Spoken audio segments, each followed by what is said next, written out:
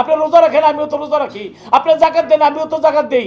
যে বাউল শিল্পীরও 5 ওয়াক্ত নামাজ পড়ে, তারাও হজ করে, তারাও রোজা রাখে, তারাও সামাজিক মানুষ, তাদের পরিবারও ভালো আছে।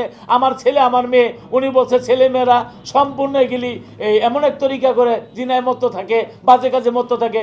আমার ছেলে ও গ্রাজুয়েট লেখাপড়া করছে এবং কোরআন শরীফ পড়ে। আমার মেয়ে কোরআন শরীফ পড়তে জানে এবং গ্রাজুয়েট লেখাপড়া করছে। আমি বাউল গান গাই, ওদেরকে লেখাপড়া শিখাইছি। আমরা তো সমাজে থাকি। রফিক সরকার সাহেব, তার বাড়িতে আমি গেছি, তার ওয়াইফকে দিছি, নামাজ পড়তেছে। তিনি মেম্বার, তিনি এলাকার প্রতিনিধি। আমরা তো সমাজের সাথে মিলে আছি।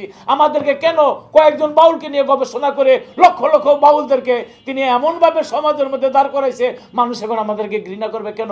আপনি আগে দেখেন, আপনি নামাজ পড়েন, আমিও তো নামাজ পড়ি। আপনি মক্কা শরীফ হজ করতে গেছেন, আমি তো মক্কা শরীফ হজ করতে গেছি। আপনি রোজা রাখেন, আমিও তো রোজা রাখি।